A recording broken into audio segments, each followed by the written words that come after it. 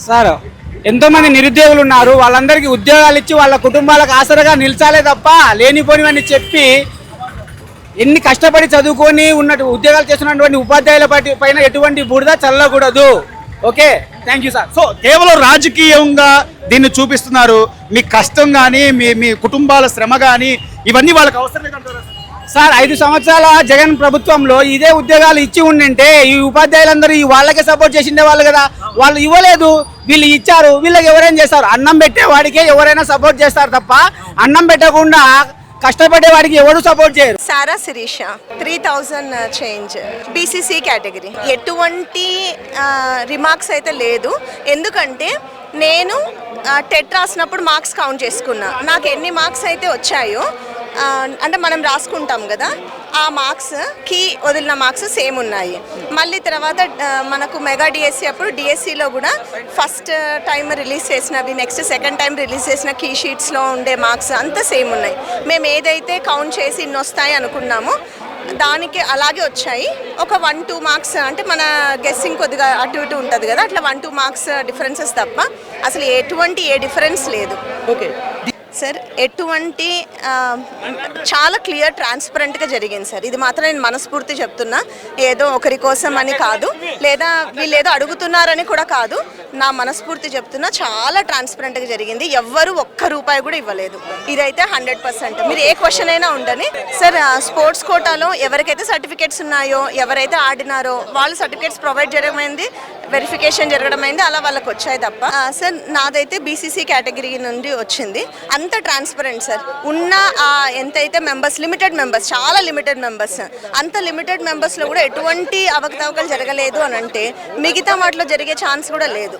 చాలా నీట్గా జరిగింది, అసలు ఎక్కడ కూడా ఇబ్బంది లేదు. ఇదైతే నో డౌట్, ఎవరిని అడిగినా చెప్తారు. చక్కగా పాటించారు. Thank you Lokesh sir and Chandrababu sir. ఎందుకంటే నేను జగన్ టైంలో టెట్ రాయలేదండి. మా మదర్ టీచర్, తను ఏమన్నారు అంటే చంద్రబాబు వస్తే మళ్ళీ టెట్ కమ్ టీఆర్టీ వస్తుంది, నీ అదృష్టం బాగుంటే. నేను అప్పుడు టెట్ రాయలేదు. నేను యాక్చువల్గా సాఫ్ట్వేర్ నుంచి వచ్చాను. సో ఆయన వస్తే మళ్ళీ నీకు టెట్ వదులుతాడు, నువ్వు టెట్ రాస్తావు, టీఆర్టీ రాస్తావు అనేసి అనింది. సో నిజంగానే అది జరిగింది. అండ్ మా మమ్మీకి కూడా తెలుగుదేశం పార్టీ అప్పుడే జాబ్ వచ్చింది. సో సేమ్ అది నా దగ్గర కూడా రిపీట్ అవ్వడం చాలా సంతోషం. ఇలా వాదించడం అంటే మాకు నచ్చలేదు. ఎందుకంటే నేను కూడా ఒక మధ్యతరగతి నుంచి కుటుంబం నుంచి వచ్చాను. ఐఎమ్ ఓసీ, పోస్ట్ రాదన్నారు, 106 నా ర్యాంక్. అయినా నేను చాలా కష్టపడామన్నమాట. ఎట్లా అంటే తిండి లేక, మా నాన్నకు పెరాలసిస్, మా నాన్న హెల్త్ బాగాలేదు. 2018లో ఫస్ట్ డిఎస్సి రాసినప్పటికీ నాకు పోస్ట్ రాలేదు, కొంచెంలో మిస్ అయింది.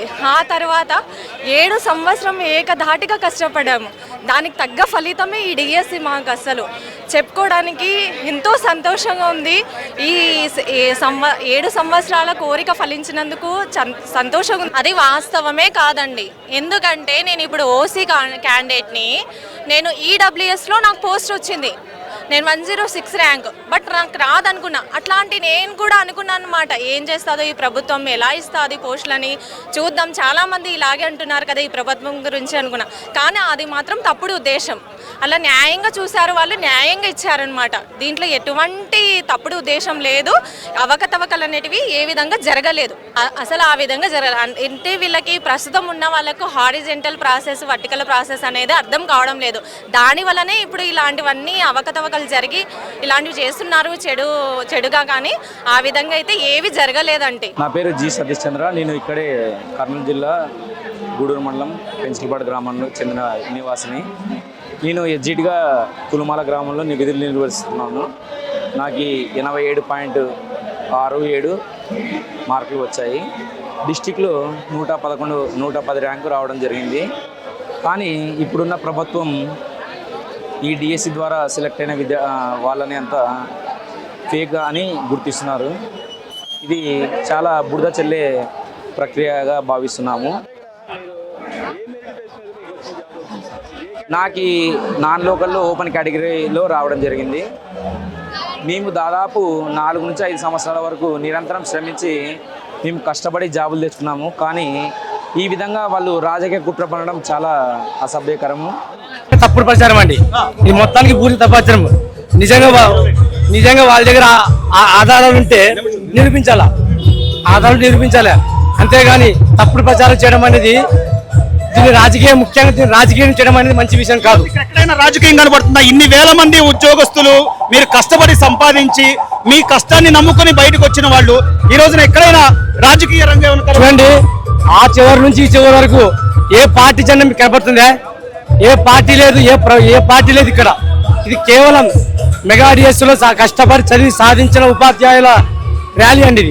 ఇది ఏ మాత్రం ఏ పార్టీకి సంబంధించింది కాదు. ఇది నేను చెప్పేది ఒక్కటే, మేము మా కష్టంతో మా ప్రతిభతోనే వచ్చాం. ఎలాంటి ఫేక్ సర్టిఫికేట్స్ తీసుకోలేదు మేము. దయచేసి ఈ ఆరోపణలు ఆపండి. Thank you CM sir, thank you Lokesh sir. అంటే ఎవరైతే చెప్పారో నేను రాగానే మొదటి సంతకం మెగా డిఎస్సి వదులుతా అని చెప్పారు, అలాగే 16,000 పైచీలకు పోస్టులు ఆన్ టైం ఆన్ రికార్డ్స్ ప్రకారం మీ అందరికీ కూడా సీఎం చేతుల మీదుగా అపాయింట్మెంట్ ఆర్డర్ అందుకున్నారు. ఇదంతా చూసి కేవలం ఒక రాజకీయ కుట్ర నేపథ్యమే అనుకోవచ్చు. తప్పకుండా ఇది రాజకీయ నేత కుట్రలే. ఎందుకంటే సీఎం సార్ రాగానే మొదటి సంతకం డిఎస్సి పైనే చేశారు. చెప్పినట్టు చేశారు వాళ్ళు. ఎలాంటి ఫేక్ లేదు దీంట్లో. దయచేసి ఇప్పటికన్నా ఈ ఆరోపణలు ఆపండి. మమ్మల్ని ప్రశాంతంగా మా జీవితం సాగేలా చేయండి. రాజకీయాలకు ఈ ఉపాధ్యాయులకు మధ్య ఎటువంటి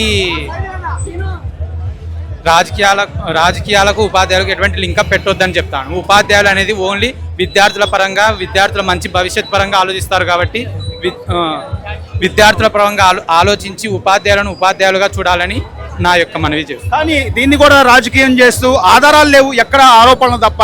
ఈ రోజు జంజీ ఉద్యమం అని చెప్పి ఏదో రిలే నిరాహార దీక్షలు చేస్తున్న వాళ్ళు మీరు చూసి ఉండొచ్చు. ఎక్కడైనా ఆ వయసు వాళ్ళు కానీ లేకపోతే మీతో పాటు పార్టిసిపేట్ చేసిన వాళ్ళు ఎవరైనా ఒక్కళ్ళైనా కనబడుతున్నారు అంటే కోర్టు కూడా క్లియర్ గా చెప్పేసింది అనమాట, అభ్యర్థులే ముందుకు రాలేదు మీకేమి అని.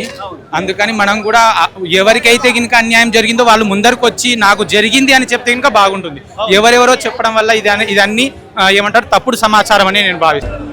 మీ దగ్గర ఏదో ఆధారాలు ఉంటే మాతో సవాల్ చేయండి, అంతేగాని నిర్బంధంగా ముందుకు రండి అంతే. కానీ ఇక్కడ మీ సచివాలయ ఉద్యోగులు కూడా భర్తీ అయినారు దీంట్లో. సచివాలయ ఉద్యోగులు వాలంటీర్ వాళ్ళని అడగండి, ఎక్కడ పేపర్ లీక్ అయ్యి ఎక్కడ ఎటువంటి ఆధారాలు ఉన్నా మీరు రావండి ముందుకు. కానీ అసత్య ప్రచారం చేయొద్దు దయచేసి. ఇది రాజకీయం సంబంధించిన టాపికే కాదండి. ఇది కేవలము ఒక ఉపాధ్యాయులకి వచ్చిన ఒక నోటిఫికేషన్ మాత్రమే. నోటిఫికేషన్ లాగానే చూడాలి, కానీ అది రాజకీయంగా తెలుగుదేశం వాళ్ళు ఇచ్చారనో లేకపోతే వైసీపీ వాళ్ళు ఇచ్చారనో అసలు ఏ రాజకీయ పార్టీలు కూడా ఆలోచించకూడదు. ఇది కేవలం ఉద్యోగులు ఎంతో కష్టపడి 2.5 సంవత్సరాలు కష్టపడి కూర్చుంటే కానీ మాకు ఉద్యోగాలు రాలేదు. మీరు ఈ విధంగా రాజకీయం చేయడం చాలా బాధగా ఉంది. మీరు వీలంత తొందరగా హార్జెంటల్ రిజిస్ట్రేషన్ అర్థం చేసుకొని మా బాధను అర్థం చేసుకుంటారు మేము కోరుకుంటున్నాం. బాధితులు పిటిషన్ వేస్తేనే ఎంక్వైరీ చేస్తామని సుప్రీంకోర్టు వేసిన మొట్టికాయ చాలా పెద్దది. అది చాలా వాళ్ళకి సమాధానం. కానీ ఇంతమంది రోడ్డు మీదకి వచ్చారు. ఈ రోజున మీ ఆత్మగౌరవానికి సంబంధించిన అంశం, మీ కష్టానికి సంబంధించిన ప్రతిఫలం, దాన్ని కూడా ఇలా రాజకీయం చేసి అదేమంటే జంజీ ఉద్యమంతో దీన్ని ముడిపెట్టడం ఎంతవరకు సార్? సత్యమేవ జయతే, సత్యం కాబట్టి నిలుస్తుంది. వాళ్ళు ఎన్ని పన్నాగాలు పనినా జరగవు. గత 5 ఏళ్లలో ప్రతి ఇయర్ జాబ్ క్యాలెండర్ ఇస్తాన్న జగన్మోహన్ రెడ్డి గారు ఏనాడు జాబ్ క్యాలెండర్ ఇచ్చింది పాపారు పోలా. ఈ రోజున విద్యాశాఖ మంత్రిగా నారా లోకేష్ గారు ఈ 2 ఏళ్లలో 16,000 పైచిలకు పోస్టులు ఇచ్చింది కాక మళ్ళీ డిఎస్సికి నోటిఫికేషన్ ఇచ్చారు. ఎవరు అన్యాయం చేశారంటారు? మేము చెప్పేది నిరుద్యోగ ఒకటే, నెక్స్ట్ డిఎస్సికి ప్రిపేర్ అవ్వండి. ఇవి వద్దు, ఇవి కళ్ళబొల్లి కబుర్లే.